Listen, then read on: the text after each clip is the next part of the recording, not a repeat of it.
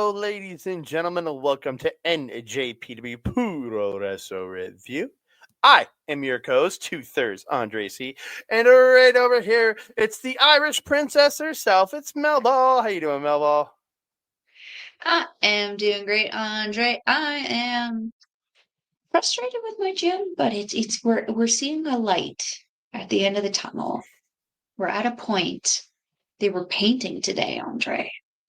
Well, that Painting. means that's some of the last shit. It's painting and then maybe finishing trim. That's all they got left. Yep.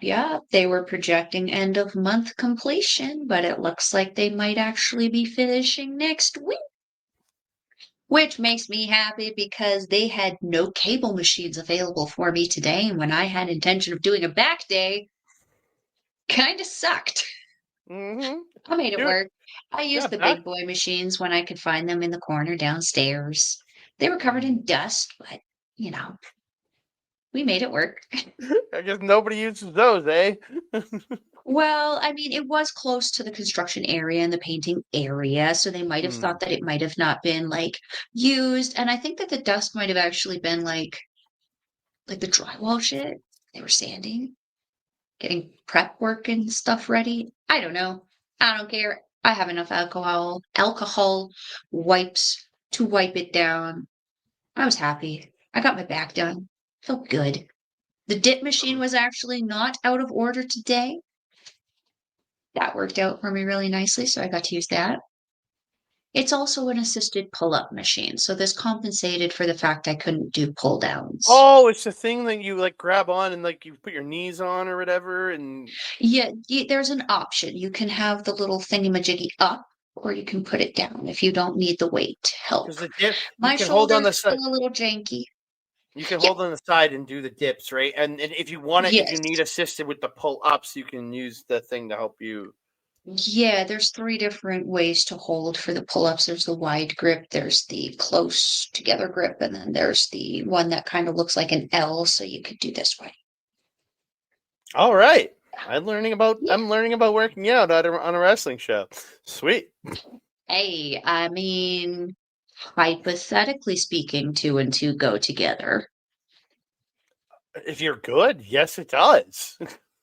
Yes, it does. Hey, It does. even a Bronson Reed, aka Jonah, even those guys, they still that dude's got to do cardio Oh, at least because that 100%. dude cannot move how he moves without cardio, man.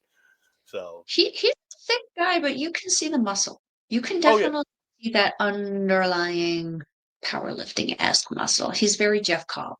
well, same with like a Fale, anything like that. You need bigger dudes, but they work out, man. They do. They do. They got the strongest legs imaginable, let me tell you. But we're not here to talk about working out. We're not here to talk about, although we could talk about how it is supposed to be connected to wrestling. We want to talk about some power struggle. No, we don't. We want to talk about fighting spirit. Yeah, Fighting Spirit Unleashed. Fighting Spirit Unleashed from just outside our boy Old Ed's haunt in Lowell, Massachusetts. He did not go to the He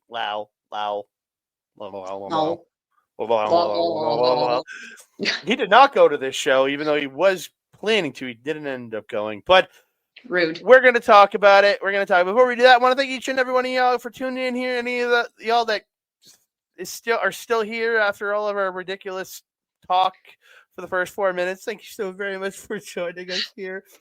If you are listening on A Plus Productions, thank you so very much for joining us in audio form. You can find all of their audio of this show, aplusproductions.com. You have the A Plus Wrestling feed, the A Plus Entertainment feed, and the A Plus Sports feed. So check that out over there and join the Facebook page to just get in, hanging out with some new people.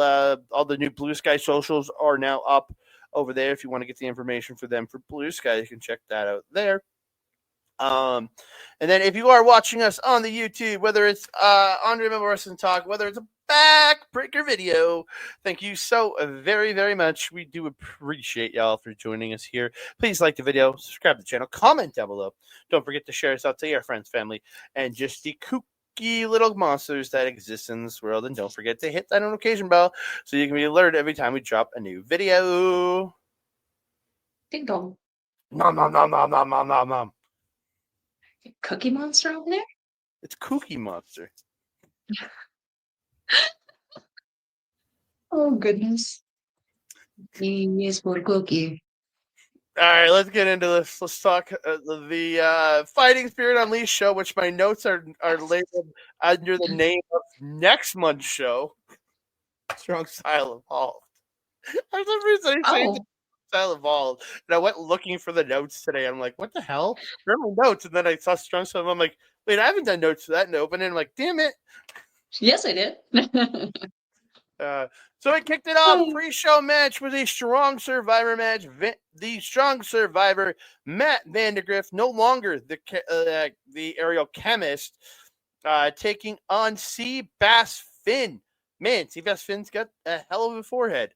I'll say that right now. As a man who has a big ass 5 head, he's got a big old forehead. Did you say aerial chemist? It was aerial alchemist. Oh, alchemist. I thought it was aerial chemist. Oh, okay. No. You learn something new every single day. Like, I feel dumb now, but thanks. Kimmy's not the only Scoops McGee. Thanks for making me feel great, Mel. Just what do you mean feel great? I corrected something that you said wrong. Would you rather me have just let you go on with it? Yes. Feel silly after it? Yes. No. I do like the evolution of Matt Vandergriff, but I missed the entrance gear. Like I missed the hat and the jacket. I do miss that. But really good match here. Like really technical early on. A spot where Matt gets Seabass, who's and pulls him through the ropes in the corner and hops up and drops double knees into the back. Oh, that was cool. Seabass gets that beautiful belly-to-belly suplex to Matt Vandergriff off the top rope. Looked phenomenal. He's firing up with those big uppercuts and hits that hip attack in the corner. And then he does if anybody's watched, what's the Killer Cross or whatever the Cross dude from WWE. Okay. He grabs somebody's arm or no, not him. It's Juice Devlin or whatever. JD McDonough grabs the hand, pulls the guy up, and catches him and hits the backdrop suplex.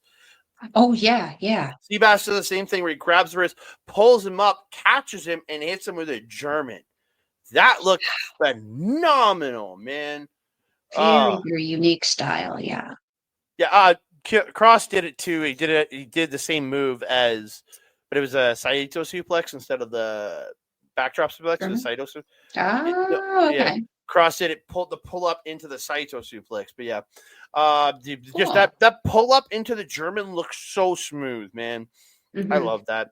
So the end of this match stops a fisherman suplex, goes for a spin kick, but Seabass catches it, spins it around into like a leg trap brain buster. He only gets 2. I think it's very similar to Xena's leg trap move over there in Stardom, the Thunderstruck.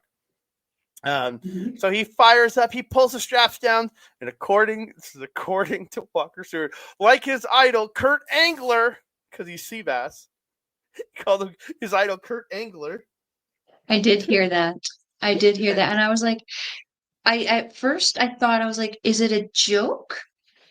Did he legitimately say the name? It took me longer than it should have to catch on to that joke. But man, when I got it, I had a good laugh.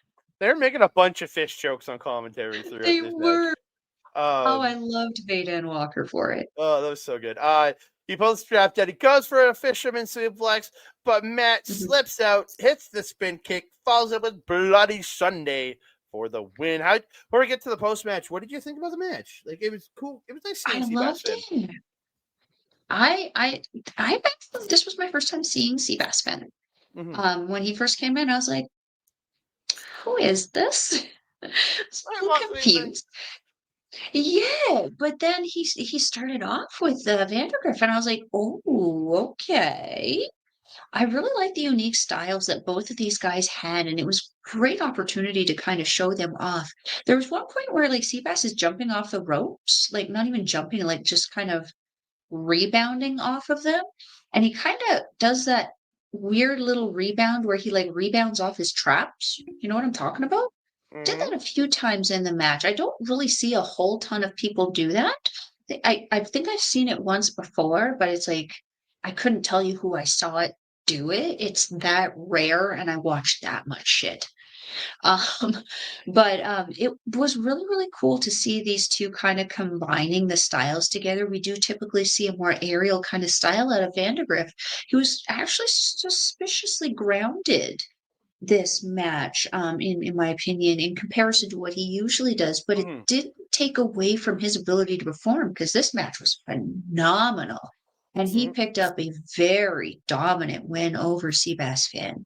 Um, I'm digging the heel work of Matt Vandegrift also. We've seen this kind of, I don't want to say it's like a slow burn evolution of it, but it's certainly in the NJPW kind of thing. It has just shows are a little few and far between. So we do have a good amount of time for him to kind of build up the character. I think we saw an absence of entrance gear because I think we're waiting for it. I think we're waiting for it based on what happened post match. So take us into the post match. With that also. Yeah. Quick update though. Seabass Finn actually coming out of our boy old Ed's neck of the woods from the New England Pro Wrestling Academy actually has worked at Chaotic Wrestling that we know Ed goes and watches. So yeah. Oh, Ed, you should have been cheering on your boy. Damn it, Ed. Damn it, Ed. We move on though. Oh no, I don't want to Oh move wait, on we have yet. to talk about post, yeah. Post match, yes. He gets the mic, says it's easy work. Is this the best they could give me and stuff? Want to be He's a one.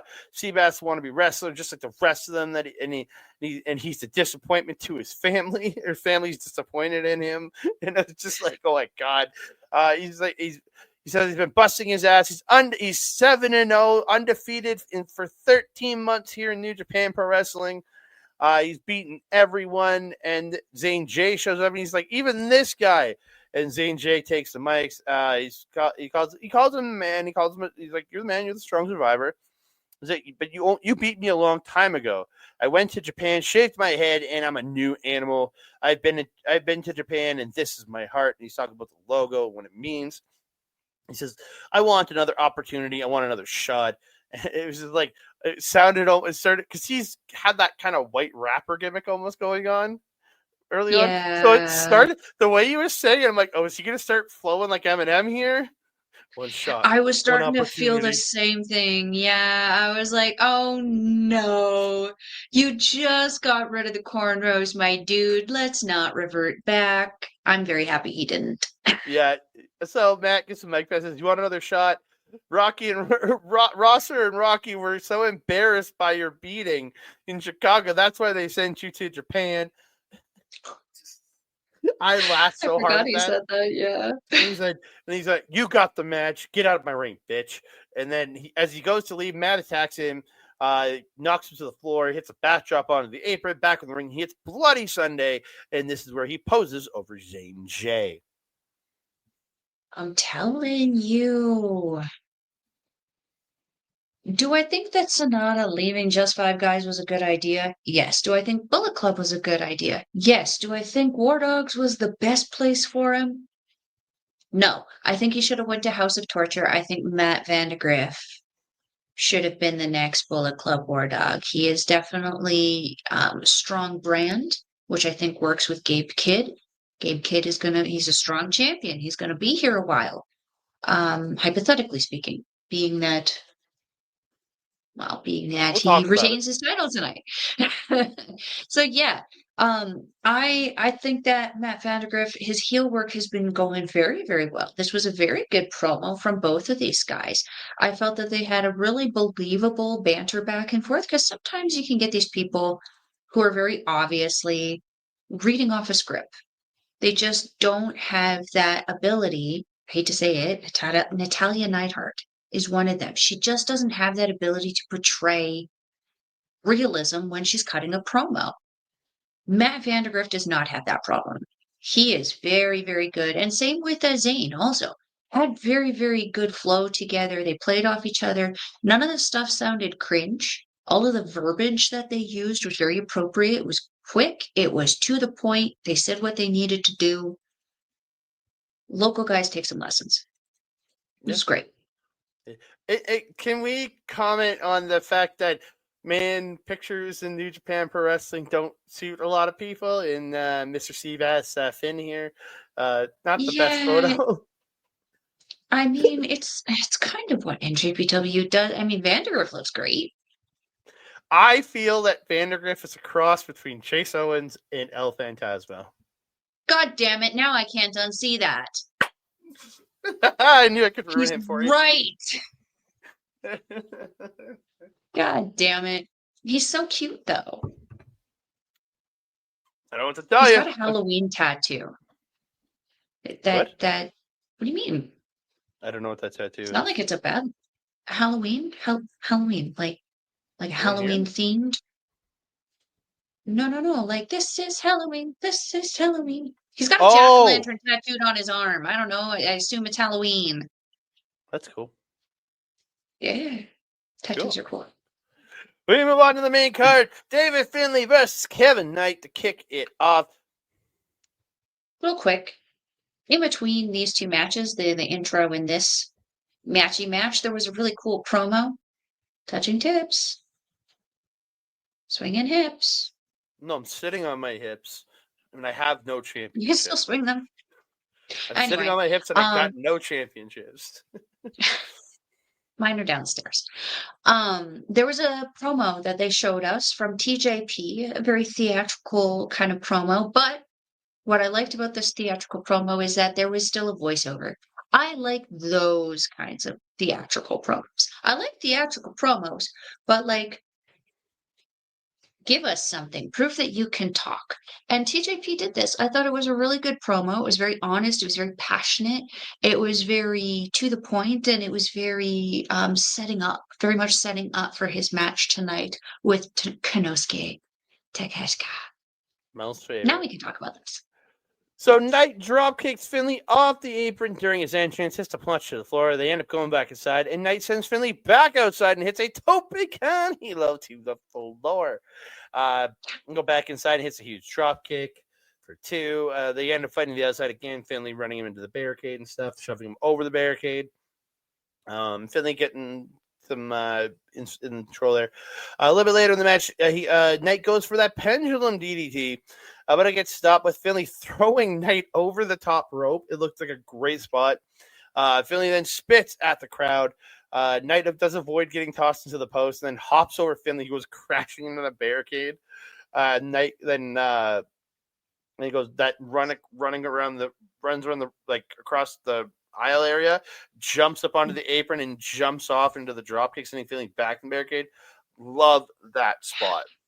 So good. So good. I'm telling you, just like Walker is, it's in the shoes.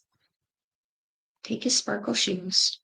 Sure, it's not in the insane muscles in his legs. It's in his shoes. Sure. I mean, sparkle boots. Let's ask Shiki about how those really impact your ability to move. I'm just saying. You can't hop no Kevin Knight, man. So the end. Do a pretty good European uppercut from the center of the ring still. That's Hopsy. It's still not Kevin Knight Hopsy. It's not, but it's Hopsy. Yeah. The match comes to the end with Knight reversing a power bomb, scores a couple roll-ups. Finlay with hard strikes, but Knight hits the sky high for 2, then following with a tornado DDT for 2.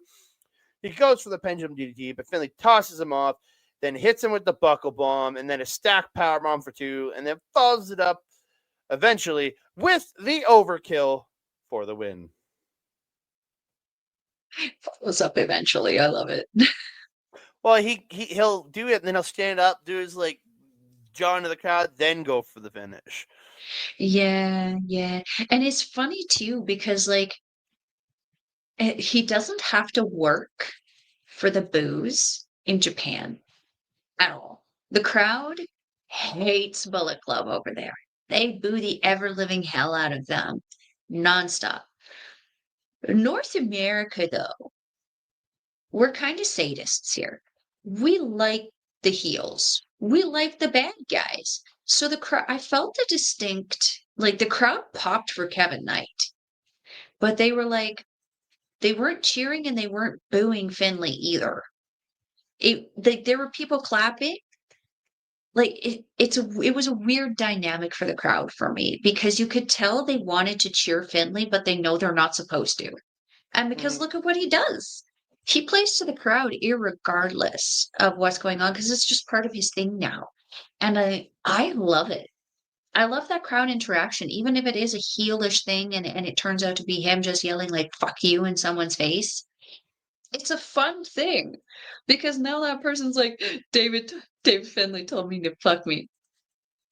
That's great. Like there's people who are gonna love it. It is what it is. I mean, I know I probably would. Like David Finlay talked to me. Oh. But yeah, the jump start at the beginning needed. I think Kevin Knight knew he needed to do that because it was either him or Bullet Club doing it. It was either him or Finlay. Um, yeah, I don't know what else to add on to this. This was a very vicious match. Kevin Knight did everything he could to just keep Finlay off his feet and stay out of dodge. And it just wasn't quite enough. Finlay is a very deceptively smart, deceptively strong, and deceptively quick wrestler. He has been someone that has been slept upon in this business, I think, for a little too long. He's had a little too much time to figure things out, and he has a very clear view on what it is that he wants to do, and he's going for it. And I'm kind of loving that he's plowing anybody in front of him over while he's doing it. Yeah, I agree. Because I This think is like fun. Finlay doesn't need to win a world title. He is making the global title just as relevant as the world title. And he's doing Yeah. a great job of it in how he's presenting Mhm. himself, how he's carrying the title and everything. So, like, I'm loving Yeah, this title reign from David Finlay. This whole year from Finlay has been 100%. just fire. Well, Yeah. like we were saying, we kind of considered Finlay our champion when Moxley was the IWGP champion, and even when Naito was the champion, because both of them, I mean, Moxley wasn't even there, so he couldn't be doing anything with the title. But then Naito, when Naito had it, it was kind of like lackluster also. He was making his title more exciting with his banter, with his faction, with his attitude, with the stuff that he does on social media. Like Mm-hmm. he was making himself his and everything around him relevant, while other people were just expecting the championship to make the people relevant. A good wrestler elevates the title. Doesn't use a title. Doesn't use a title to elevate them. And Finlay's doing it for the global title. Zack Sabre Jr. Well, it's a crowning achievement for him to win that title. He Yeah, yeah. makes that title better by being as good as he is. He makes that Well, title and that look much what more he's prestigious. done. Look what he's done already with the title, and he hasn't even had it that long, and he's already had far more exciting matches consistently than any other champion that we've had holding that title this year. He's had that title just a month now, and he Mhm. has had the win, the Royal Quest defense, the Power Mhm. Struggle defense, uh, and he's going into it's yeah. Again, two He's guys who working hard to elevate that title again, and I think that Zack Sabre Jr. going into the new year with that title is going to do amazing things next yeah, year for New Japan and its exposure. two guys that elevate the title and Mhm. to make the title mean more by working as hard as they do to make it better through them. Agreed. So I'd love it. We move on. Mhm. Tag team title match for the NJPW Strong Openweight Tag Team Championships. It is the now just single title holders, TMDK's Mikey Nichols and Shane Ace, defending against the Grizzled Young Veterans, James Drake and Zach Gibson. Gibson and Hayes. What? No, no, no, no, no, no. Can we just real quick? We need to talk about the pictures. What do you mean? Still The better than Seabass. the bald one looks like a falcon.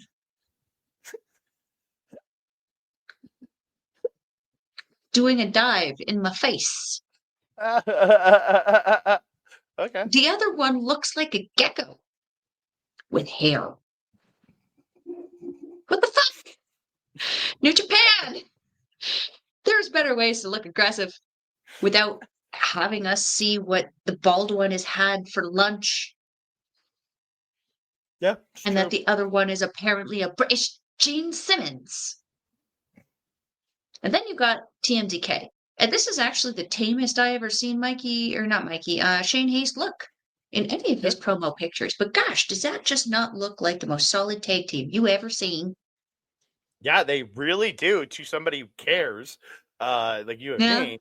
Let's talk about this. Gibson and Hayes really good early on together, working really well. So Hayes getting that snapmare into the drop to the back of the neck. Again, he tags in Nichols, and they do the wishbone. They snap the wishbone on Gibson, just snapping the legs apart. James Drake's in at one point, and he hits this really nice looking bulldog. I had to point that out. It just looked really good the way he was running, the way he jumped with it and brought him down. It was almost headlock style bulldog. I really liked it. I thought it looked really good. GYV working over Haste, and he eventually fights back, gets a suplex to Gibson, drop kick to Drake, tags out, and sort of Nichols in, running wild, knocking everybody over, sends Gibson out and hits a sliding lariat to Drake for 2. And towards the end of this match, GYV are attacking Haste. They go for the Doomsday device. It gets stopped. Drake it gets hit with a power bottom, and TMDK ends up hitting the tank buster on Gibson. They only get 2. They go for the super tank buster, but it is stopped, and it gets stopped.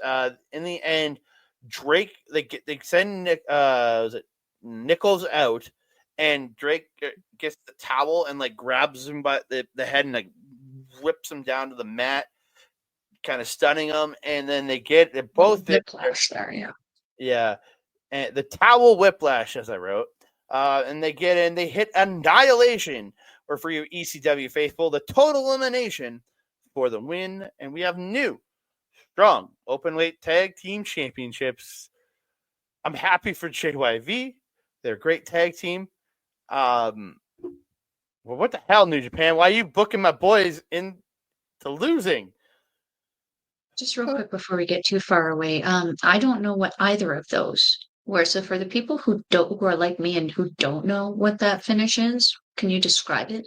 Okay, so one hits a spin kick to the head while the other one sweeps the legs out. Well, one's kicking the head, the other one's sweeping the legs out. Oh, okay. Yeah, it was originally in the ECW, it's called the Total Elimination. Can't remember who hit it, but it's called Total Elimination, and yeah, it's called Annihilation. Sounds like an RVD. Sounds like an RVD if there's a kick. Anyway, while you're fact searching, the Eliminator. They were known as the Eliminators. That's all I know. And known as also High Low in WWE. I don't know. I don't tell you. Oh, see, if you said that, I'd know that. I know the High Low of that. There you go. Anyway, New Japan. What the flying fudge muffins is this? Yeah, there's the IWGP titles one week, the strong titles the next. What'd they do? They're sorry. On behalf of fans everywhere, they're sorry. Can we fix this? Here's the thing. We know that we're going to be going into World Tag League, so we know that we're going to be getting a Naste. What in the hell was I trying to say there? Haste? And I combined Nichols and Haste. Naste. Nastles? Lord have mercy. Just like the natural, you know. Oh my god. Okay. So anyway, my rant. So we know that they've lost both titles now. We know that they're going into the World Tag League. This kind of gives me hope because we know that Zack Sabre Jr. kind of likes his permanency in New Japan. New Japan is kind of his beacon, his focal point, his prime directive, if you will. And we know that TMDK also is Zack Sabre Jr.'s Prime Directive. We know that Mikey Nichols lives in Australia. We know that Shane Haste lives on the west coast of the United States, I believe, California.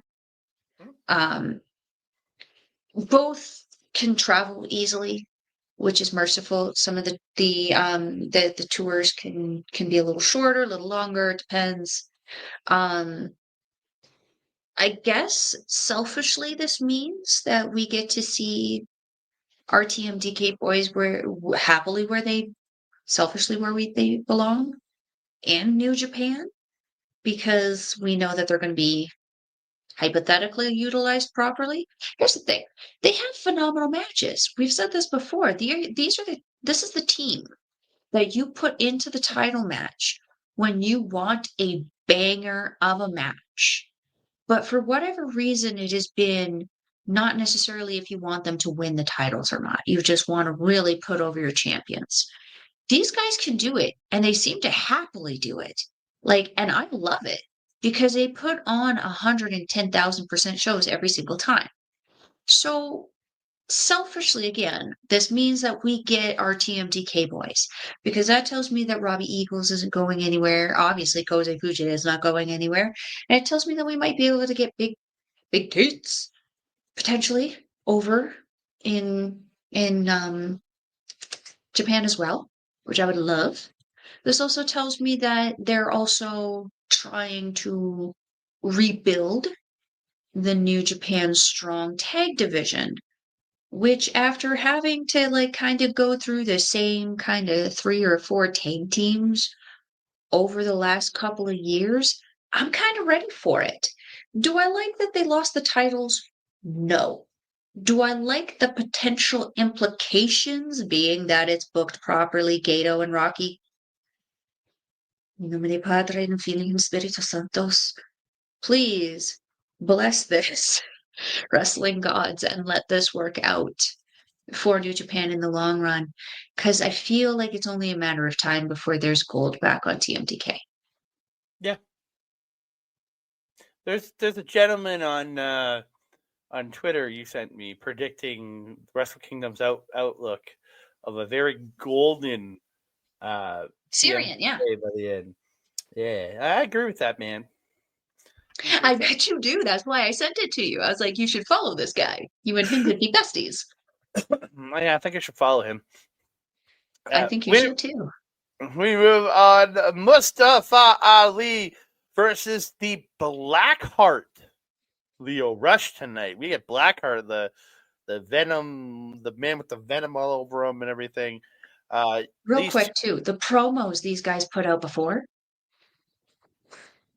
Damn! I am loving the promo culture coming back in wrestling. I am loving it. I am loving it. Did I say I was loving it? I am freaking loving it. She's loving it. Ba-da-ba-ba-ba. I want a burger now. Not what I expect you to say. Yeah, these two just go and solid early, flipping around the strikes. Ali hits a somersault through the ropes into a neck breaker. Looked really good. We saw him hit that live earlier this year. Leo goes for his rush hour, or is it rush hour? Yeah, rush hour. That springboard off the bottom rope into the stunner, but. Dude, Ali drop kicks him in the back of the neck to stop it. So good. Yeah, the timing too. Mm-hmm. It was so perfect. It was just so, everything that needed to be in place was in place. It was perfection. Yeah. Leo hits a heel kick to Ali on the apron, setting him to the floor, and Leo hits a low play, then goes in, hits a couple extra runs, then hits another low play. As he goes to get back in to go for a third, Ali sweeps out his legs, spins him around, and hits the apron-hung DDT onto the floor. Looks so good. Yeah. Great. These two flowed effortlessly into each move that they did. It was so cool. But there was also this little chaos in between it that I'll talk about when you're done. Yeah. There's more hard strikes in the ring. Leo goes for that. Leo reverses that somersault neck breaker into a beautiful looking powerbomb for 2. Leo gets Ali up on the top rope, but Ali slips out and hits this running power bomb, literally spiking Leo on his head. I was like worried for the man.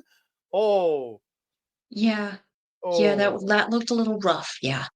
I called it a powerbomb pile driver. I mean, yeah, that probably would have been what I would have described it as. Yeah. A power driver. It's a power driver. Hey, there you go. Ali goes up, but he misses a 450, and Leo goes up for final hour to the back, then goes up for the final hour high fly flow, the final hour aces high for the win. Yes. This made me happy. I felt like he not that he needed this one, but I needed it as a fan. I needed it. But these two, okay. The chaos that I was mentioning, the story, kind of sort of came for me in a visual way from Ali and the paint. You notice as the match went on, more like obviously the paint, there's going to be paint transfer. Like the second that Leo took a backdrop, there was just black all over the ring. And I was just like, hey. But as Ali got more and more covered in paint, when he would take these moments in between moves and pin attempts and stuff, he would start acknowledging that he's covered in this paint. And it started to become a frustration to him the more he started to see it. And it almost kind of enraged him and put him into this heightened emotional state that we know in professional wrestling is a very detrimental thing to have, because you're either going to end up turning that into a powerful dominant win, or your enemy is going to use that against you and it's going to cost you the match. And that's what ended up happening in this situation. Leo just kept picking and picking and picking at him. He kept getting back up. And eventually he was able to pin the unpinnable and Mustafa Ali. I love this match. This was great. This was like a high-speed 205. I know I hate using that term. I like to use high speed. It's a high-speed match. This was a junior match worthy of best of the Super Junior final levels. It was so good, so quick. I loved it. I loved also, just to throw out there, the paint that Leo did do, even though it did get pretty rubbed off pretty quick. I love the uniqueness of it because he can do it different every single time he comes out, and it doesn't matter if he's wearing the same gear or not. He can just do the body paint differently. And I like these little evolutions of him because you never know which Leo you're going to get. It's kind of like a randomizer. Whenever Leo's about to come out, there's like some kind of Rolodex going in the bag, and it's just like, we stop on this Leo. You get Venom Gothic Leo today. Yay! It was great. Well, yeah, it was the same thing for Finn Balor when he was in New Japan. It was like exactly. big match debit would always have these different like looks and paint looks, and some were really elaborate. Some was just made his whole head in half, top half of his chest just black with like, white outlines. Again, he had all these different great looks, and I feel like Leo carries that forward. I agree. And especially in a time that we haven't had that. Because there's been a very large lull time in between the last time that we saw someone do body paint like that with Finn Balor. I couldn't tell you the last time I've really seen it. I mean, we saw a little bit with it with who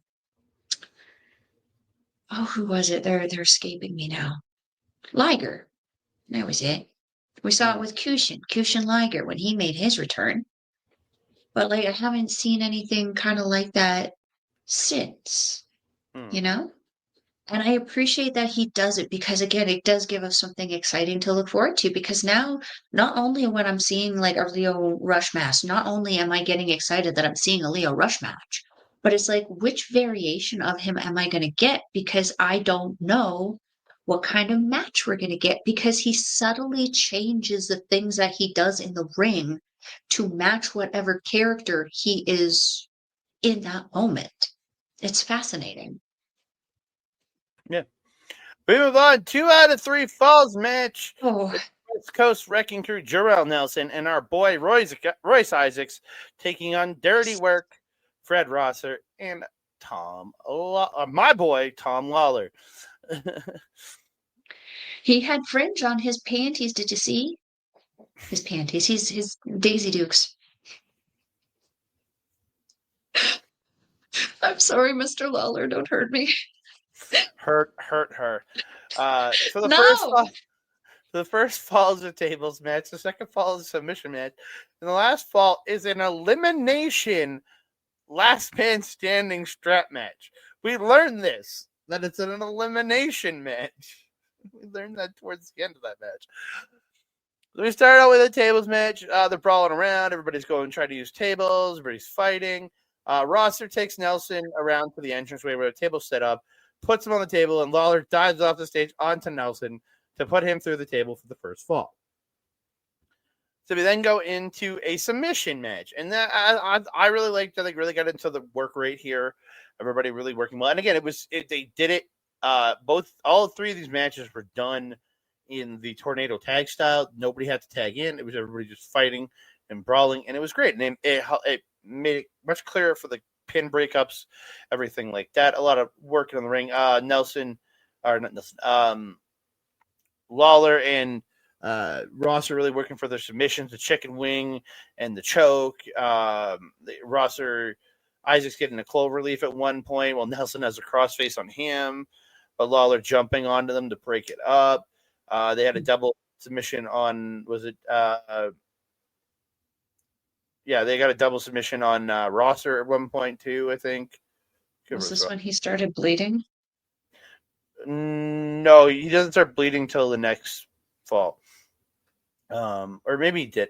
It might have been. I don't remember when he started bleeding, but I didn't like. He started bleeding in the second one, second fall. The third fall was kind of, but I feel like he was bleeding during the second fall. I didn't write it down. Oh yeah, because Rosser just starts laying in these like hard elbows to Isaac's doing these hard elbows to Rosser and just cracks him open. It looked gross. In the end, yeah. Lawler gets the Kimura suplex off the top to Nelson. Rosser comes in with a chicken wing, but it gets reversed into a rear naked choke. And Lawler tries to stop the arm from falling, but Drill Nelson takes him out, and Rosser does go unconscious. So we are all tied up at once. We go into the last man standing strap match, and they start to lash everybody together. But then West Coast Wrecking Crew just start attacking because Rosser's pretty hurt, and they're beating the hell out of each other. The third match hasn't started yet, so they're just fighting. Lots of brawling on the floor. Lawler fights up a pile driver, whips Nelson into Isaacs. Rosser into attack and taking out West Coast Wrecking Crew. This is where he finally puts the cuff on. They start the match. And again, it's lots of people using the straps, everybody beating the living piss out of each other. One of them actually not get the strap on.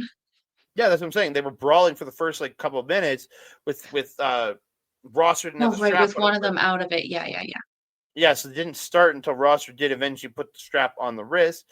And they're just up whipping each other here. It's just lots of crazy. Lots of choke. There's a four-way choking spot where Nelson's being hung with Lawler being choked by Isaacs in the ring, who's being choked by Rosser in the ring, and it's just all choked each other with the straps. It's just insanity. So let's get to the end of this. Nelson hits Lawler with a cutter off the apron through a table on the floor. The ref counts Tom Lawler out. So it is now a 2-on-1 handicap match. So the West Coast Wrecking Crew start attacking Rosser. He grabs Isaac's junk and runs him into he grabbed him low and ran him into the corner. But Nelson hits him with a chair. West Coast Wrecking Crew hit the assisted pile driver. And Rosser is counted out at 10, and West Coast Wrecking Crew are your winners. I mean, after Rosser started bleeding, it was we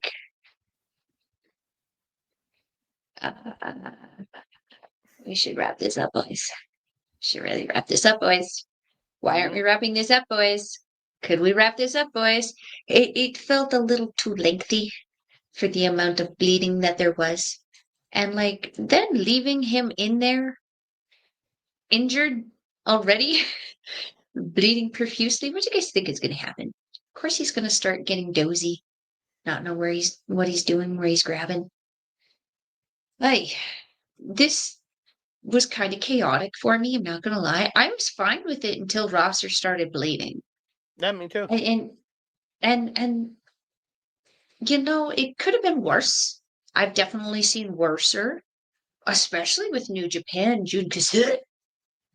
Watch the Taiji Ishimori show from today. I don't want to. I'm going to. I've seen clips. We're going to talk about it on Friday. Have to, but I don't want to. Do it. Yeah, it's just if it's your thing, it's your thing, and power to you for getting through it. It's not a vibe for me. If you get hurt, you get hurt. It's an unavoidable thing in professional wrestling. But like sometimes these hardcore things, they get a little rough for me. Once Rosser started bleeding, I was kind of like, ugh. I didn't really want to keep watching, but it did. And I want a cookie for it. Take us into the aftermath, though. So the West Coast Wrecking Crew do call out JYV, the new strong tag team champions. They say this ring belongs to them. The mic then goes dead. He gets a new one. He calls out New Japan for giving him a dead mic and cutting their mic. He says those tag titles mean everything to us, and they challenge JYV for the tag team championships on December 15th at Strong Style Evolve. Again, this loops back to what I said. I'm excited. Mm-hmm. I'm excited for this because we're seeing an evolution in the tag division, which we have been begging for the better part of a year. I'm excited that we're finally getting it. I hate that it was at the expense of TMDK losing the titles, but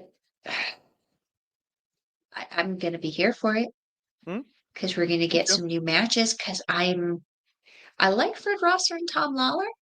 I like Royce Isaacs and Jarrell Nelson. Kind of sick of seeing them face each other. They've kind of become the Bishamon kind of thing for me.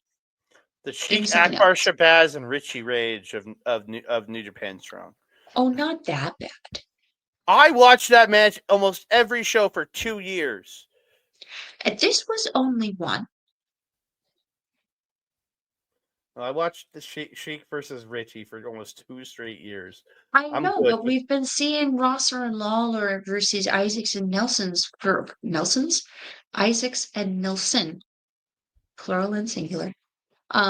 We've been watching them do this kind of back and forth thing for the better part of a year too, though. Oh, I agree. I'm ready for this band We're too. good. We're done. I'm ready for it to be over. So we then get a promo from Mercedes Monet talking about how she'll be facing the winner of the following match at Strong Style Evolve and what it means to step up and be champion. So we get into that match. We talk. It's a 4-way New Japan Strong Women's Championship 4-way #1 contenders match. It is Anna Jay versus Hazuki versus Koguma versus Trish Adora. Man, my first note is this match is going to be epic, and I enjoyed the hell out of this match. I thought everybody did well. Koguma doing the bear thing at the start. Koguma. She gets Trish and Anna to do it with her, and they're circling around Hazuki, and Hazuki just drops down and into a ball. She kept doing this to them, no, don't do it, don't do it, don't do it. Telling to the crowd, don't encourage her, and then just no. Yeah. And then everyone attacks her. Again, a lot of good back and forth in here. Anna gets all three ladies into the corner, hits her spinning leg Larry into the corner. She gets Suzuki up top, hits a spin kick to her on the top, and then there's the cross arm whip off the top for a 2 count. Yeah. Adora gets an air raid submission on I think it was on Hazuki or on Anna Jay. It's called Fubar. Then she follows it up with a boss woman backbreaker or like the black hole slam into a backbreaker. Yeah. Ooh, that looks nasty. Koguma hits a splash to break the pin. Then Hazuki comes off the top, hitting Koguma to break up her pin on Trish Adora there. Hazuki and Koguma trading these hard, stiff strikes at center. Hazuki hits the bicycle kick, but Koguma comes back with a running cutter. Adora comes into lariat them and tosses Koguma onto the apron. Hazuki runs into them, sending Koguma onto Anna Jay on the outside. Hazuki rolls over for 2. And Adora then comes back and hits an air raid crash neck breaker for a 2. Looked really good. Hazuki fires back. He starts throwing these aggressive elbows, taking Trish Adora to the mat and just continually just going in on her. It's pulled off, and this is where Trish Adora comes back with a release German, and they're bridging German for 2. She goes for another move, but Hazuki catches her in a magistral cradle for the win. Yes. This was so much fun. I love the character work that both Hazuki and Koguma did in this one because they knew they kind of were going in with a bit of a language barrier. It didn't stop them from wrestling the same amazing way that they do in Japan, where they just were able to portray their emotions through their wrestling, which I absolutely loved with that playfulness at the beginning, where Hazuki was just like, oh, no, like it was very much Koguma picking on Hazuki a little bit. I love seeing this evolution of Anna Jay. She was not my favorite when I first saw her in AEW. I didn't care that she was the chosen one or whatever. I was not a fan. The last few months, like last solid 4 or 5 months, have just been like this insane evolution of this character in person in the ring. Japan did great for her. I'd like to see her promos get a little bit better. Because like she's got to a point where her verbiage is perfect, where what she's saying is great and how she's saying it is believable. I need the deer in the headlight look to go away. This is not intimidating. But otherwise, phenomenal evolution for her. Been loving what I've been seeing with her. Trish Adora has been a favorite of mine for a little bit. I love there's just unique style she has. The just how over she is with the crowd. Her energy is just boundless. Her gear is perfection. Her look is unique. I love watching her wrestle because she's one of those people who knows how to elevate her opponent as much as herself in her matches. And that's something I'm missing a lot in professional wrestling. Hazuki, though, let's talk about that savagery and that nature that has been coming out of her lately, coming out again in this one against Adora, where we have been seeing these pockets of like, I'm gonna say like this unhinged kind of feral nature where she's just coming out and she is angry. I think we're starting to see not a reversion, but like a running back to the heel Hazuki. And to be honest, I'm here for it. I want to see it because I'm starting to feel that she very much is the black sheep of stars right now. There are tendencies coming out in Mayu and Hanan and sometimes in Koguma, but Hazuki I think is further gone than the rest of them in measurement in that. And I need to see the dark Hazuki, I think, take on Mercedes Moné. Mm-hmm. Yeah, I can go for that. But again, post-match, the affirmation, Mercedes Moné makes her way out. Moné tells her that December 15th in Long Beach, she would be going up against the greatest of all time. Hazuki does come back saying that Strongbow will be hers, and they start brawling. But Moné hitting that backstabber, and she does the dance afterwards. Mm-hmm. Took her a bit to spin her into that backbreaker, but she did get it. I kind of at first I was like, oh, I was a little sarcastic. Not gonna lie. Like, oh, Mercedes gracing us peasants with her presence. How thoughtful. Well, But it can't be New Japan in Massachusetts without the CEO. Her home. I'm pretty sure that there's been shows there before without her. But yeah, once the sarcasm wore off, I was like, I'm excited for this. I'm happy to see because like Mercedes has been doing really like a lot of people aren't appreciating the work I think that she's doing on AEW. She's working very, very hard there. And I feel that she is adding a lot of credibility to both the titles that she is carrying because she takes them everywhere. Everywhere she goes, she's proud equally of both of those belts.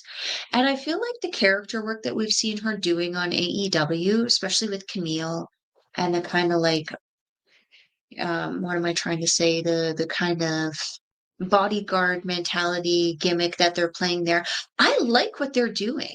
I like what I'm seeing. I like what I'm hearing. I like the wrestling that I'm hearing about, and I'm hearing that she's wrestling pretty regularly, not like every week regularly, but she's there every single week. And that's what I like to hear about a champion. So I'm looking forward to this. I'm interested to see because we know Hazuki is good at cutting promos, and we know Mercedes. I mean, I would argue in women's professional wrestling, I would actually say Mercedes is one of the best promo cutters for women's professional wrestling, just because she unquestionably, whether it's true or not, she believes what she's saying. And that's all you really need to do is convince me that you believe your own hype. And she does that. And we know Hazuki does that also, but we also know Hazuki is very good at going in for that jugular and saying some really nasty things at her promos. So I'm excited. I'm excited to see the build for this if there's going to be one. Please, please let RJ, is that his name? RJ City? Put him on the case for this, please. Please. His competency in story building has been shown with Mariah May and Tony Storm. I don't know why you convinced him to drop her now. She needs him. That should be her guy. And I hear that he's also been working on the story with Moxley and the Blackpool Combat Club. Is that what they are still? Death Riders. Oh, they're Death Riders now.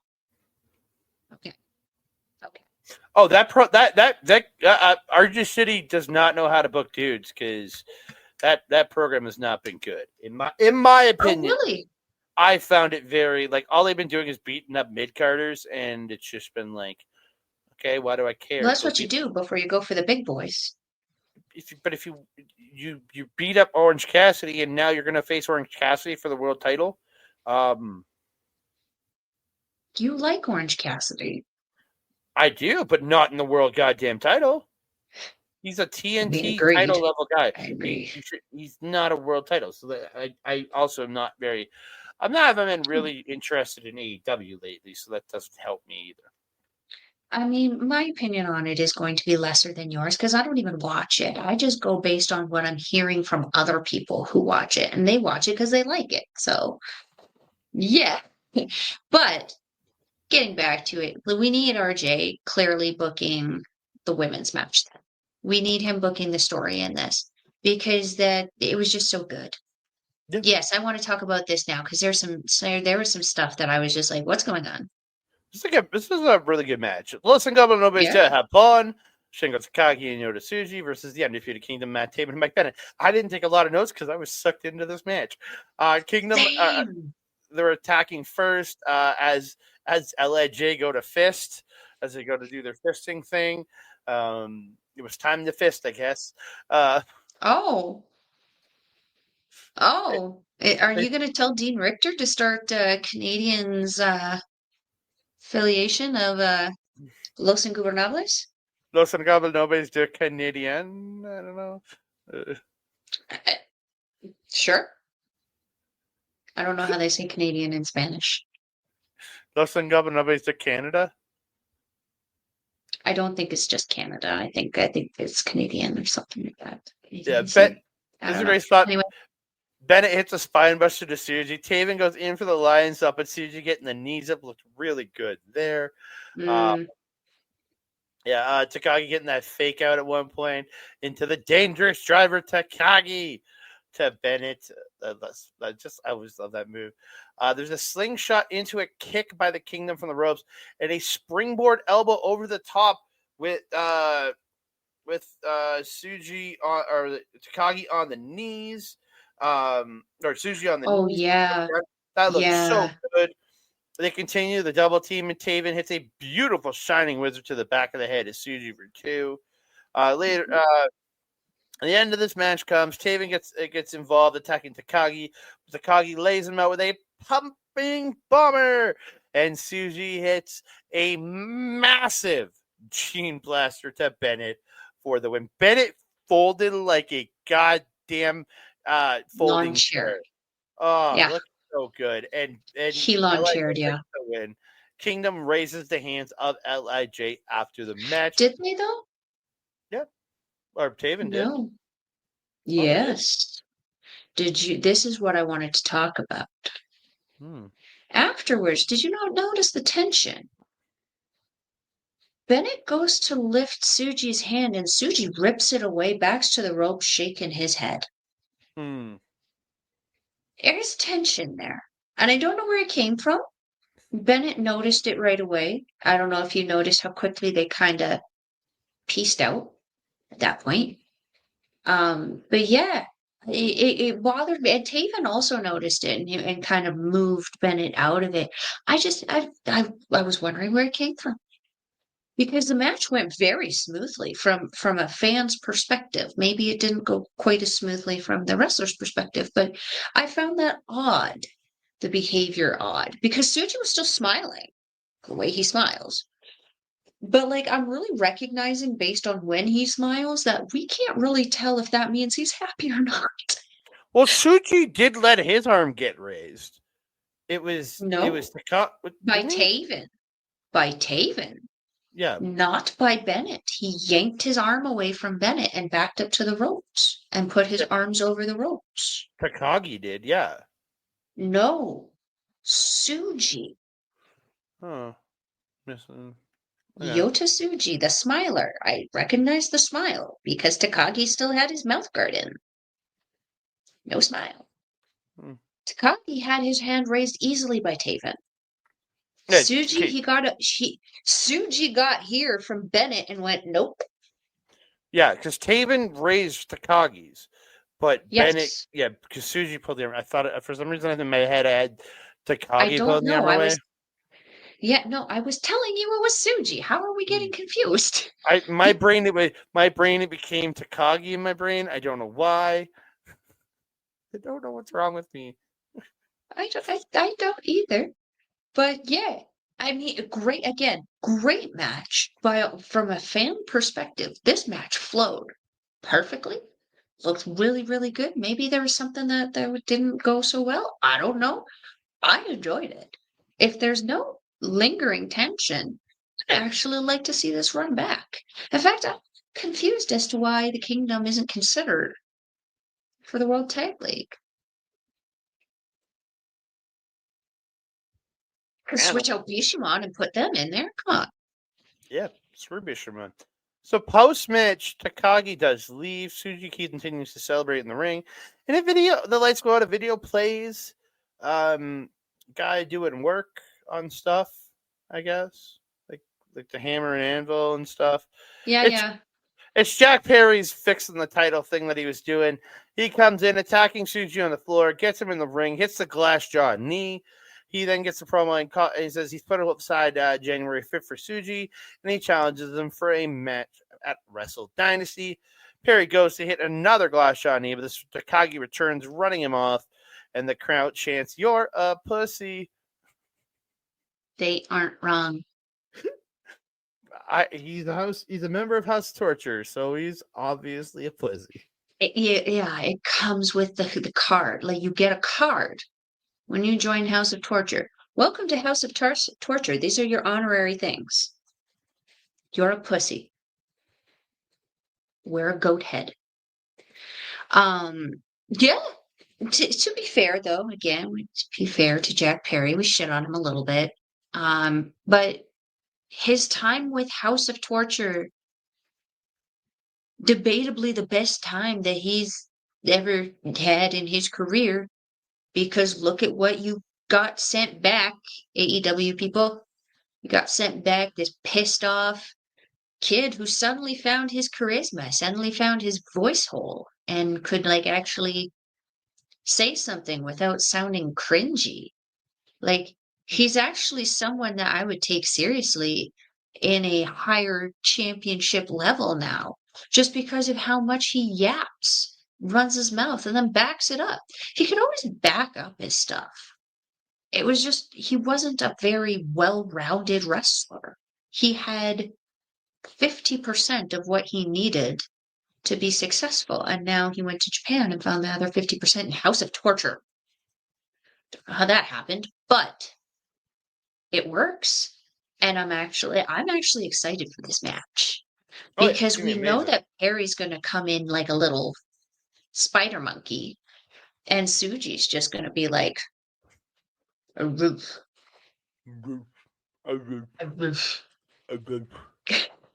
He's just going to be like, bounce off of me. Yeah. So we move on. Kenta versus Ryohei Oiwa. This match was good, but I found it was a little short in my opinion. These two had a really good match. We're having a really good match, and it kind of just ended. Really fast start. Yeah. With Oiwa dominating, Kenta took back control. At one point in the match, Kenta hits a boot, then a tornado DDT over the rope, kind of like landing him throat first onto the rope. And then hits a lariat off the top, follows with two hesitation drop kicks in the corner, and the coup de grace off the top, but only gets two. Oiwa comes back with a huge lariat, hits a doctor bomb, only gets two. Kenta avoids the grip, but Oiwa reverses the GTS into a choke. Kenta gets out. They start trading pins, and Oiwa scores a small cradle, or inside cradle, sorry, a small package, whatever you want to call it, for the win.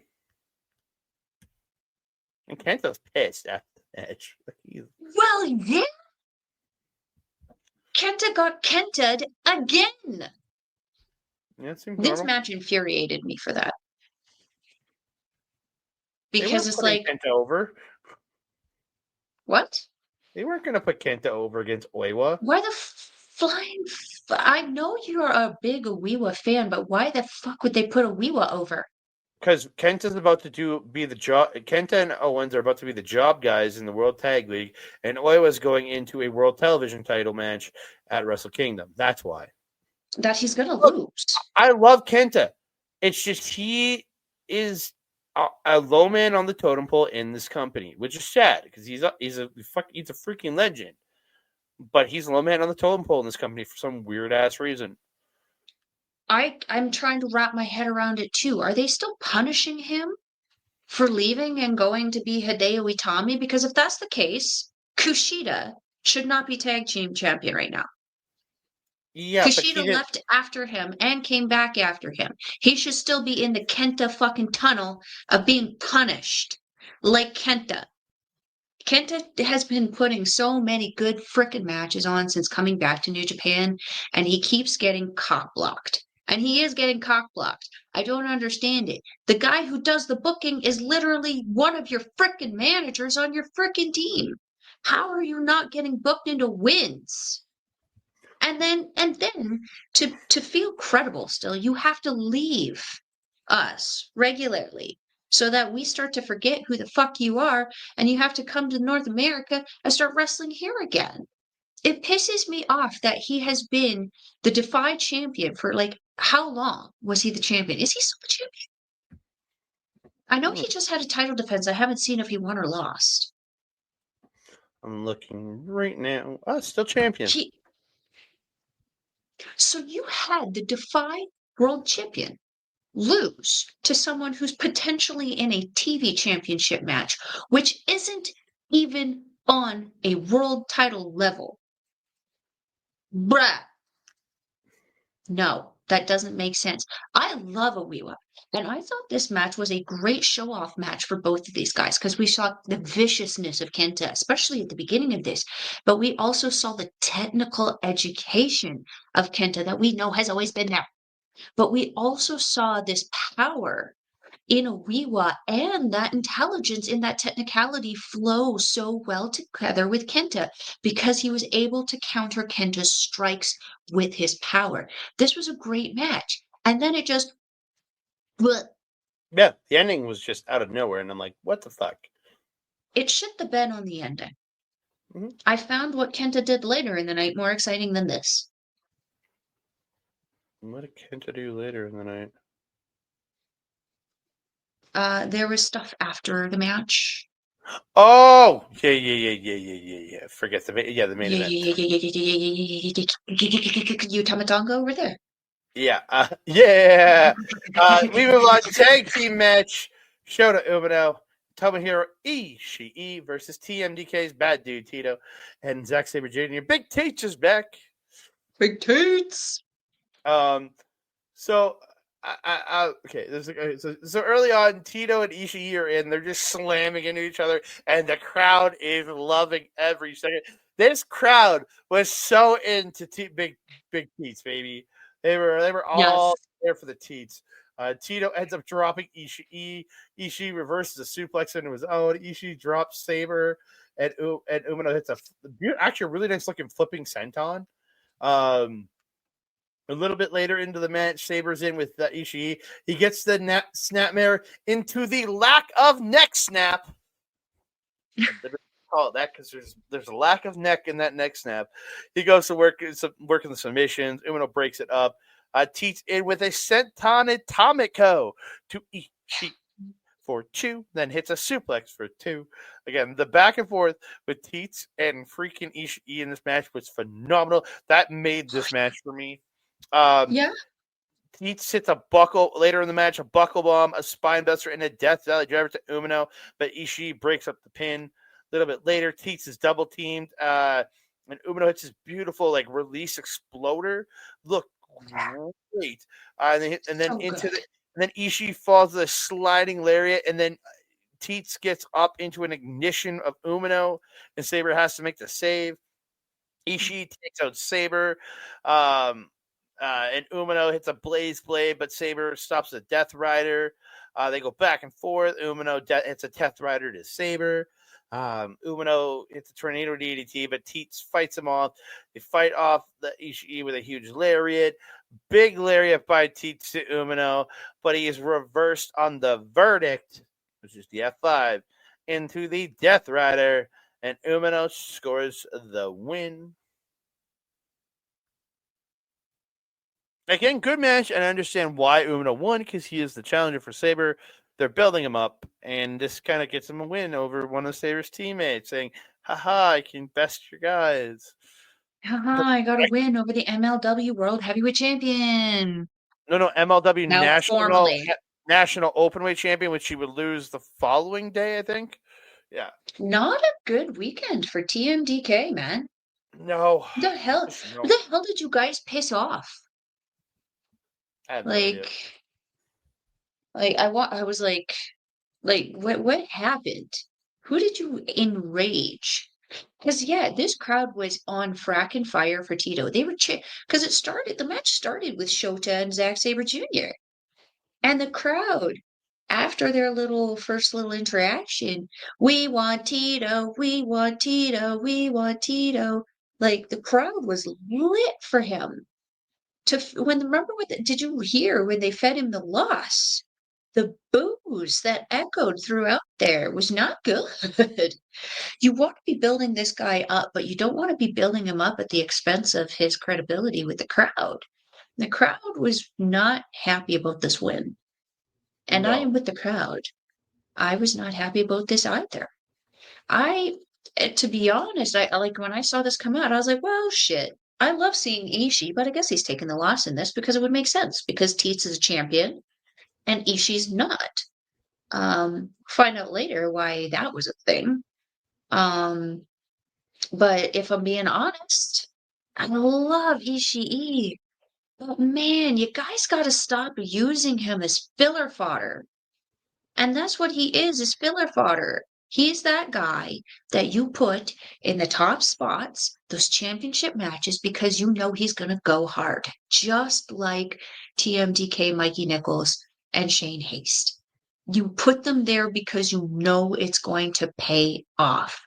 But god damn it, do you not have enough people on roster that you can't find somebody else besides Ishii? That being said, though, I have noticed that Ishii has been working a lot in North America. He's been on AEW. I feel like he's been on ROH as well. It makes sense if they're making a North American push. Ishii at his age is still going hard and going healthy. So it makes sense to me that you would keep him in a prime position as well. That being said, though, this isn't his territory yet. This was Teeth's territory. And the loss was no bueno. And then fed into the next night. That's 2 major losses now for Tito on one big weekend that should have been a great one for him. Not liking that. Yeah. After the match, Moxley played a video disappointing Uno on January 5th. He's sending an emissary to mold him into a champion. So he doesn't even think that Umino can beat Sabre, is what it sounds like, which is not going to happen. Umino accepts the challenge, and I don't really care anymore. Yeah, he had some choice words for Mox too. I think he was like, it was adorable because, like, you know, when like someone who doesn't typically swear swears and you're like, oh my God, that is the sweetest thing you've ever seen. That's what I felt when Umino said, fuck you, Moxley. I was like, yeah. I just went, oh, great. Now he's going to program with Moxley. Great. No, well, I just started laughing uncontrollably because it was adorable. Because it was like listening to a toddler just walking around saying, fuck, fuck. Sure. It was. Sure. I know I'm not a fan of kids either, my guy, but it's adorable when they're doing the things that they're not supposed to do and they're not yours. Okay. But I'm not a fan of Shota Umino. That's where the problem I know, but what I'm saying is he's a child. And he's not ready for this. He's not ready for Zack Sabre Jr. and he's not ready for Moxley either. He's got a lot of development he needs to do. And not even just in ring. Well, in ring he does too, because he has taken a lot of moves from his mentor. And I don't feel that we have seen who Shota Umino truly is. He's starting to get away from it, but he needs to move quicker. Like, he can't be like shuffling his feet away from this caricature that he's made. He needs to be in a full-on sprint because he only has now a month and a half to make people like us believe that he deserves to be in the position that he's in. Dude, I'm super excited for us to Kingdom. Super excited for Sabre to defend that title in the main event. I just don't. And there's no way Umino gets me to be excited about him before January 1st. There's not a fucking way. I'm sorry. There you go, I Shota. just don't Challenge care. for you, Mr. Umino. I just don't give 2 shits about Shota Umino.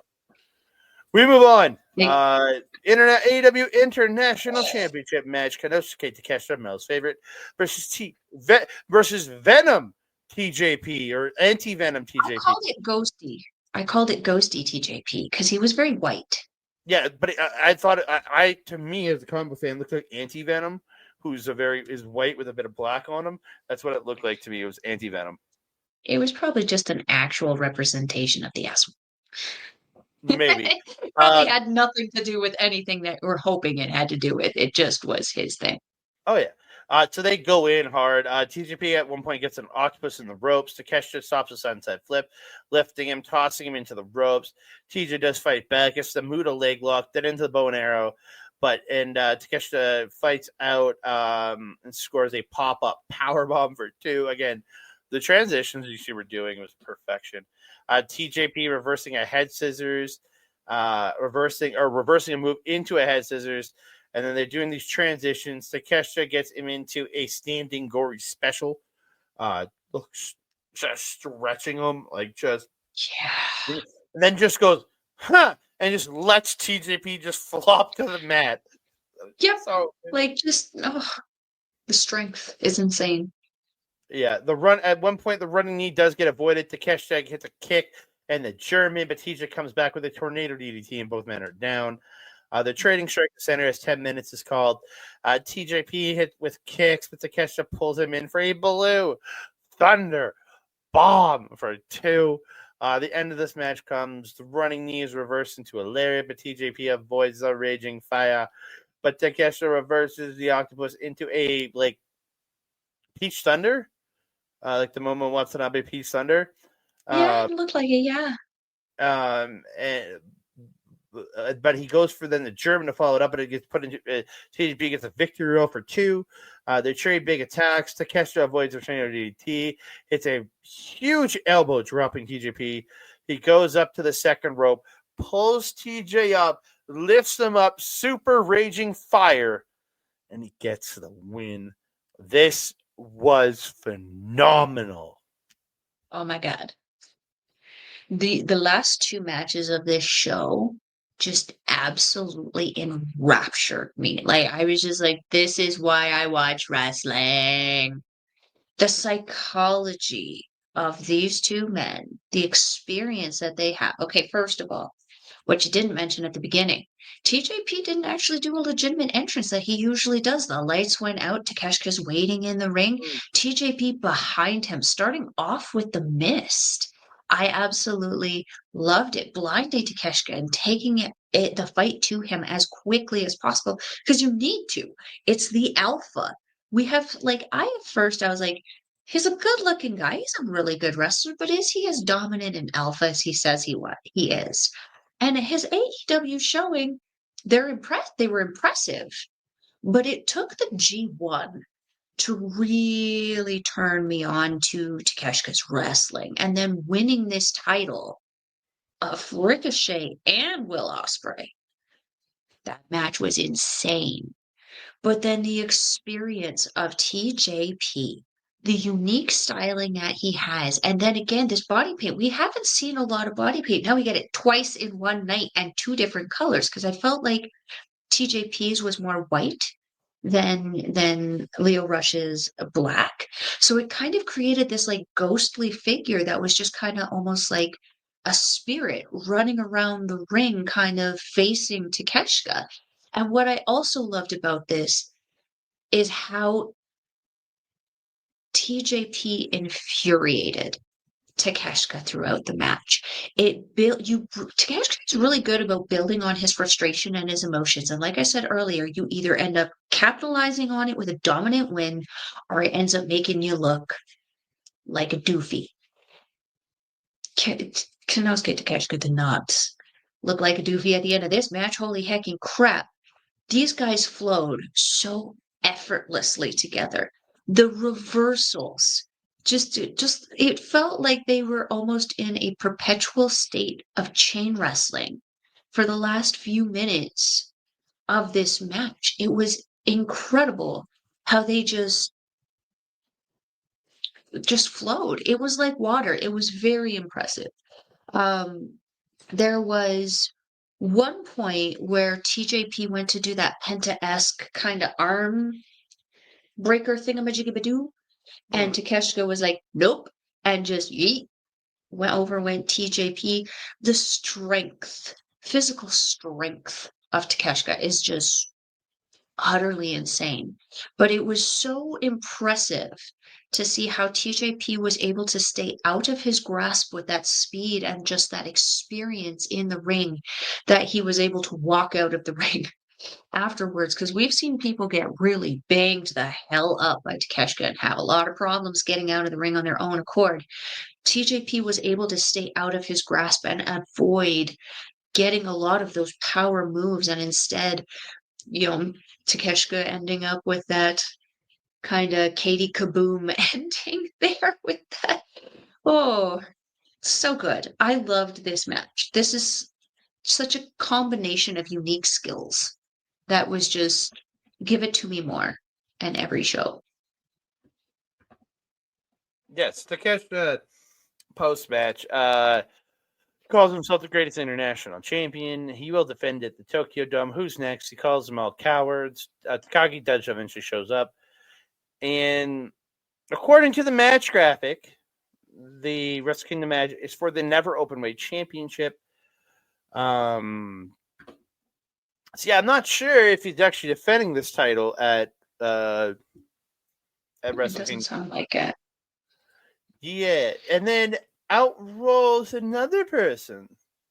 Tomohiro Ishii walks out onto the stage, and then just looks at them both and just walks to the back.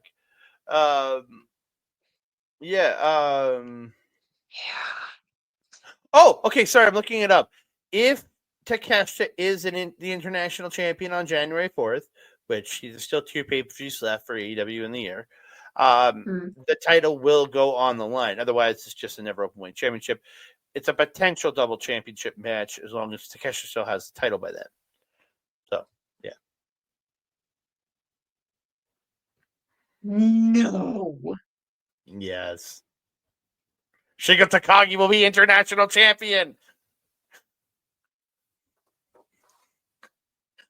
You know they're not going to let a New Japan person carry an AEW belt. That's just not Tony's vibe. Tony gets all the belts, Andre. New Japan gets no belts. But the following day at Dynasty, it's just for the right now. It's for the Never Openweight Championship. Is Tomohiro Ishii challenging the winner of that match for the Never title? So maybe Takeshita wins on night 1 and he drops to Ishii in night 2. I would love to see Ishii back in that title picture. Yeah, I'm down. And then we're going to make the Never Openweight title, which has struggled for credibility over, of all titles, the KOPW title, held by the Great Khan. You're going to have it struggle further by becoming the next hot potato title in New Japan? No. No. Yep. That is not acceptable. And if that happens, I'm going to be very disappointed in this organization. Because how dare you? I know you won't because you don't give a shit. But like, I care about the credibility of these titles. I care about how guys are building up the titles in the meantime, only to have freaking egos of people who aren't even facing, like aren't even fighting, having to have them put titles on the line for money. I get that it's a business, but seriously, guys, stop marking out on yourselves and just putting titles on people for the sake of putting titles on people. This shit needs to start making sense. Make it make sense. Don't hot potato a high-tiered title like that. You hot potato the KOPW title.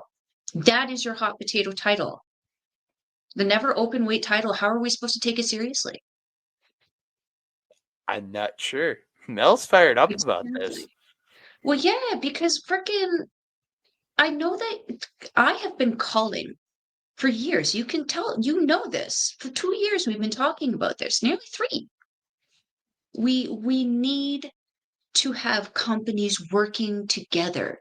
But when I said working together, I didn't mean kidnapping each other's titles and holding them ransom at the most random times of the year. I didn't mean building up stories, only having to let them fall through the cracks because y'all are too fucking lazy to actually keep up with the consistency. We need this camaraderie between AEW and New Japan and Stardom and CMLL and whoever else they got in their little conglomeration of bullshit.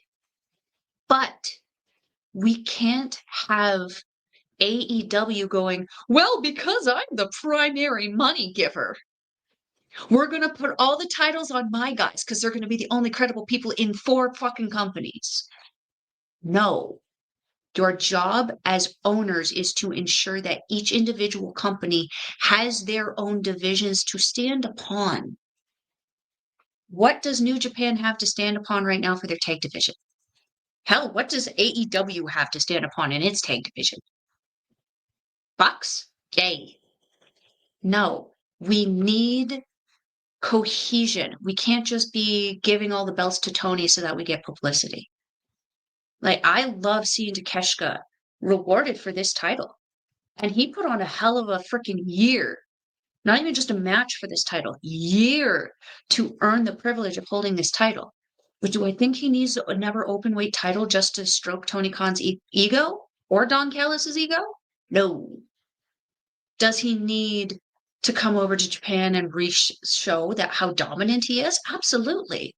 But does he need another title belt to show that he's dominant here? No, he doesn't. He just needs to show the fuck up. The G1, he didn't need his title. Or he didn't even have the title in the G1. He just came here and wrecked shit. That's all he needs to do. You have the talent, Tony. Let them be talented. That is my TED Talk. Takeshita wins on January 4th. Ishii wins on January 5th. Fuck off. Main event time. It is for the NJPW Strong Openweight Championship match. Gabe Kidd versus Kosei Fujita.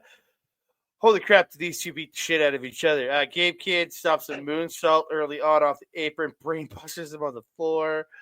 He just hits him with cracking shots, tosses him over the barricade onto the announce table that Veda and Walker had to vacate so they didn't get hit. I mean, yeah, Don Callis, that shit. Run for the hills. He gets the mic. He's talking shit to the crowd, talking about talking about their moms. Demands a count out. Fujita gets in at Mel's favorite number 19. Jesus. Kid gets the mic. This match, my end of the year almost changed. And if I still haven't decided as it has yet or not because of Gabe Kidd. This match, the banter with the crowd, everything he did to Fujita. Just keep going. Keep going. I'll talk about it after. Yeah, Fujita later in the match fights back at one point, gets dropped with a hard elbow.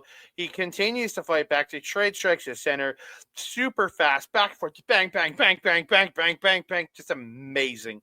A little bit later, Kidd hits hard slaps to the back, fires Fujita up. He drops Kidd with strikes and lower them in the corner. He's shoving off the ref. Fujita hits a German, then a bridging German for 2. Keeps a hand lock and scores a deadlift German for 2. More trading slaps, and they're just smacking the crap out of each other. Kidd stops an abandoned hope into a brainbuster, but Fujita reverses another brainbuster into abandoned hope. They're both down. The end of this match comes. Fujita puts Kidd up top, but Kidd fights off the German. Kidd misses a moonsault. Fujita with the running leg lariat, but Kidd stops the move. I can't remember. Don't know what move he's going for, but he turns it. Whatever it was, turns it into a powerbomb for 2. Hits a running knee for 2. Hits a pile driver. Fujita kicks out at 2.999999998, and Kidd hits another pile driver for 2. Then he follows up with a Madman bomb for the win. This match was insanity, man. Yeah. And it had everything to do with the fact that Kidd doesn't know when to stop, and Fujita also doesn't know when to stop. It was like, what's that phrase? Tornado meets a volcano? It was utterly insane how crazy these two guys were going. And we've seen Fujita go. It's crazy to know that, like, in all of this, like we saw through Super Junior and Super Junior Tag League, he has this education about him, training with Zack Sabre Jr., training with Robbie Eagles. He has this very interesting high-speed power technical background. And then you have Gabe Kidd, the monster madman himself, who, did you notice, got bigger?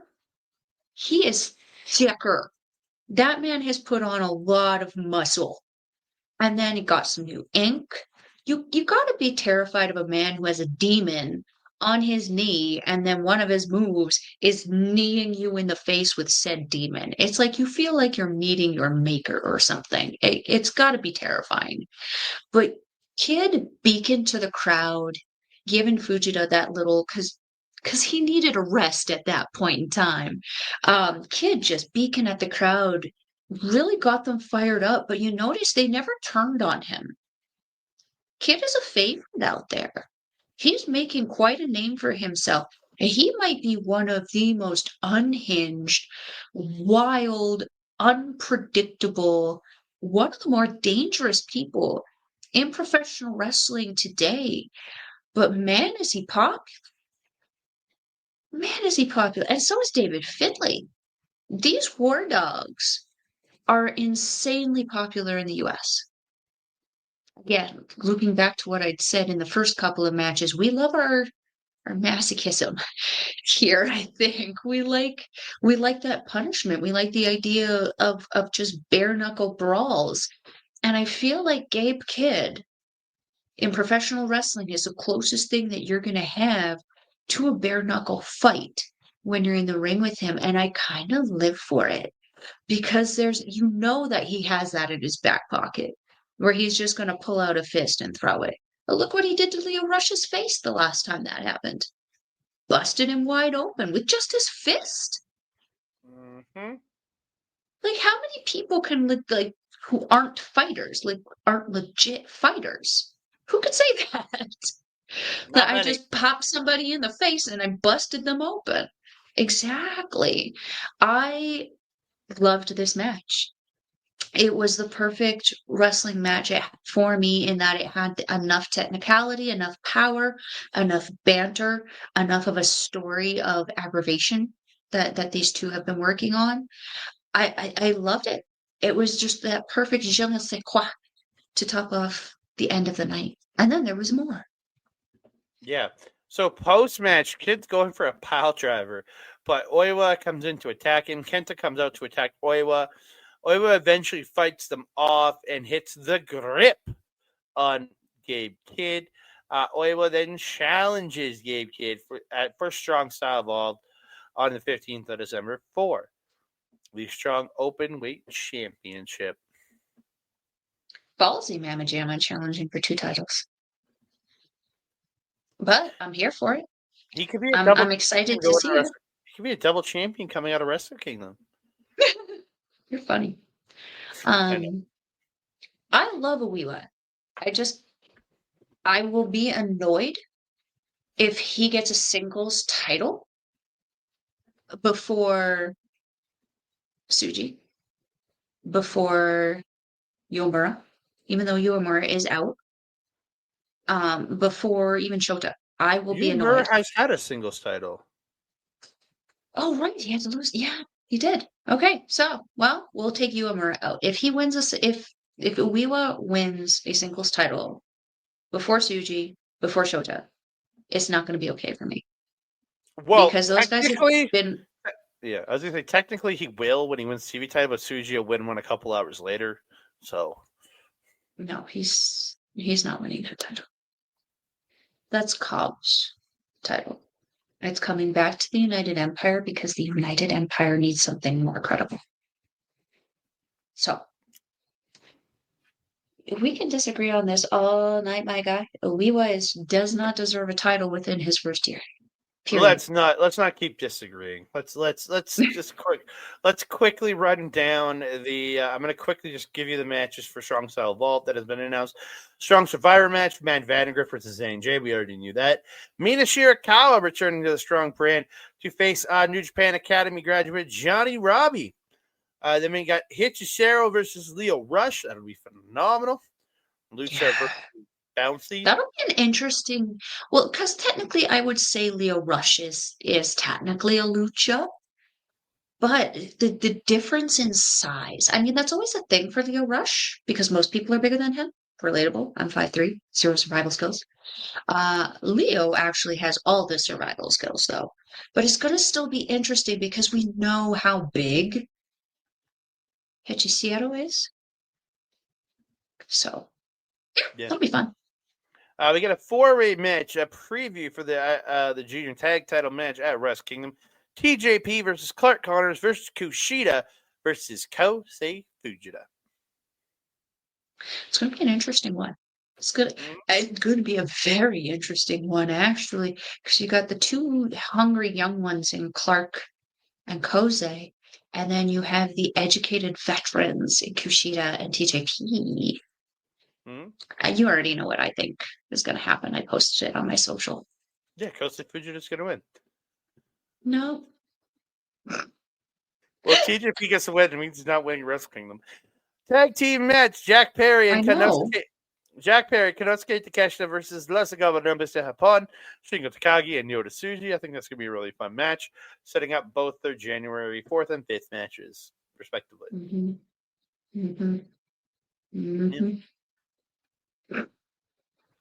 NJPW Strong Openweight Tag Team Title match: Grizzled Young Veterans versus James Drake, Zach Gibson versus the West Coast Wrecking Crew, Jarrell Nelson and Royce Isaac. That's going to be a banger. It is. I am concerned. I did. I picked with my heart on that one. I didn't pick with my brain. They're probably not going to hot potato that title. But I feel that both Royce Isaac and Jarrell Nelson have been here since the inception of New Japan Strong brand. I think it's about fracking time they start rewarding the people who have actually been here, as opposed to the ones who decided to go elsewhere and it just didn't work out. So, yeah. Do I think that they're actually going to win? Probably not, but I want them to. And by the way, Kenta didn't leave New Japan. He left Noah for WWE, and then when he came back to Japan, he went to New Japan. So he never for New Japan before that. Or not regularly, anyways. Well, whose daughter did he F up? Because what the fuck? There's no reason to punish the man in the way that he is. Nice, Kenta. He just has a very punishable fucking Hideo. New Japan Strong Openweight Championship match: Gabe Kidd versus Ryohei Oiwa. TMDK versus War Dogs. As much as I was joking, as I was saying earlier, yeah, Gabe Kidd's retaining this title. There's no way he's losing this year. No. Yeah. No, it would be stupid too, because look at the credibility that he has put behind that belt. He broke Eddie Kingston's leg defending that belt. Or winning that belt. Yeah, winning that belt. There you go. Still, that's what he's willing to do. And look what he did to Hanare in that big brawl that they had with United Empire. Gabe Kidd, very dangerous man. And he's added a lot of credibility to the Strong brand and to the title. I think having him drop it, when he does drop it, it needs to be someone on his level. And I don't see anyone on that level, on a face level quite yet. There's some people working up to it, though. There's some who I could see potentially getting a win over him in the spring with a lot of work. But yeah, I don't see him dropping that title anytime soon. It's just better on him. Yeah. And then your main event, New Japan Strong Women's Championship match. It's the CEO Mercedes Moné versus Hazuki. Let's go. New champ. Let's go. No, I'm not that good, you know.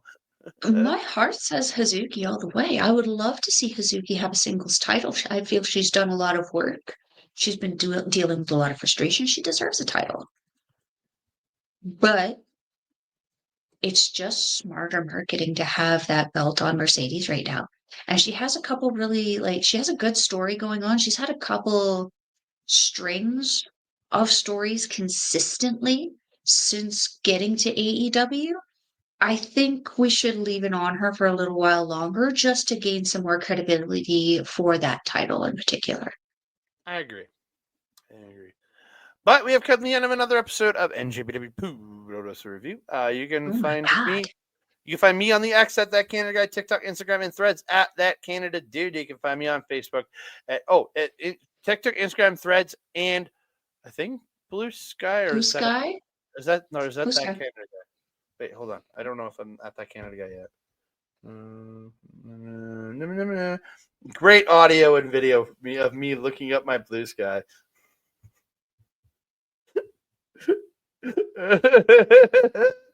Oh, Mel, I love you. I am at that Canada guy on Blue Sky. So look me up over there. So I'm going to start using it. You can also find me on our YouTube page, youtube.com/Andre Melball Wrestling Talk, and our Facebook page at Andre Melball Wrestling Talk. You can also find us over at A Plus Productions in audio form. Check us out over there. The A Plus Wrestling feed, sports feed, and their entertainment feed. Go check it out. And you can also join the Facebook page for hanging out and chatting with some cool ass people. I also want to give a shout out to twitch.tv/Our Local Establishment. And youtube.com/@Our Local Establishment, where I will be this Wednesday. I guess this comes out Wednesday morning. I'll be there Wednesday. Marvel Talk has the MCU Rebound returning. We're talking Marvel Civil War, which I am in the middle of watching right now, which I'll be continuing to watch as soon as I'm done here. So yeah, check that out over there. 8 p.m. Eastern-ish. Essentially, when Dynamite's done tomorrow night, we're going live.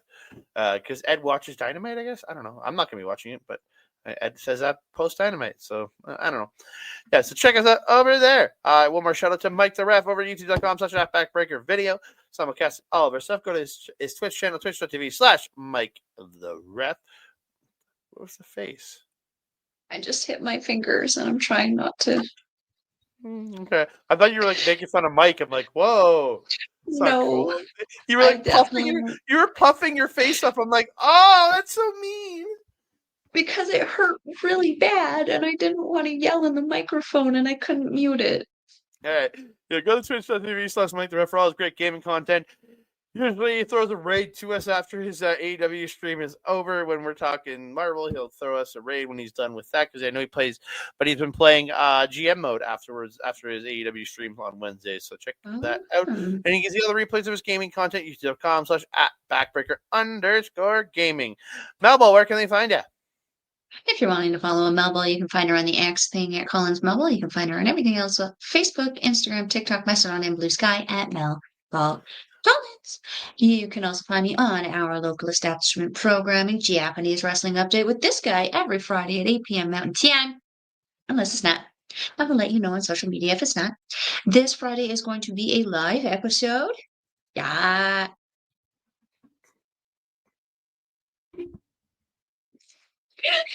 This episode will be a live episode on Friday because there is no professional wrestling happening in the city that we are aware of and that we want to go to this weekend. So we will be, again, live 8 p.m. Mountain Time. Stay tuned to our socials to get the links for that. What else? Oh, you can also find me on November 18th, where we start our new show with Auntie Collins, no relation, and Astrid Pizarro, The Natural, where we are releasing our show, Women's Classic Wrestling, where we will be watching some of the Mae Young Classic and talking about those matches. You okay over there? I'm doing the WCW for you. I love it. Love it. So yeah, we are going to be watching some of the Mae Young Classic there, the first Mae Young Classic, and talking about some of the matches on there. So stay tuned to our socials when that is coming out. If you're wanting to watch you can also catch me on Astrid Bizarre's YouTube channel, where we do our show, Ladies Wrestling Showcase. Girl's been busy adjusting to her promotion. So once we figure all of that out, we will be putting out a new episode for you. So stay tuned to our socials to see when that is coming out. If you are wanting to watch New Japan Wrestling, we will leave a link in the description box below. It is njpwworld.com. It is, I can't remember the yen, but it is approximately $14.50 Canadian. Okay, how about we start saying it's $10 American per month? So you can is that what it is? Yeah. Okay, 10 American. Shout out Sean Spears, which is a Sean Spears and a half, technically, for us, which works out. That's nice. That's nice. That's nice. Still a great price to watch some amazing professional wrestling. If you want to take a gander at some matches before taking the plunge on a membership, you can watch all of the New Japan World TV titles matches on that website, where you can see Zack Sabre Jr.'s defense. You can see Jeff Cobb's defense. You might see Matt Riddle in there. We don't really care, but he's there. So yeah, go ahead and check all those out for absolutely free before taking the plunge and getting the membership. You definitely want to get that membership because that will allow you to watch historic crossover If you want to pay an extra $35. in English. In English. So yes, you definitely want to watch that because it's going to be great. It's going to be great. Andre, my trusted friend and colleague, do you have anything else to say to the beautiful people?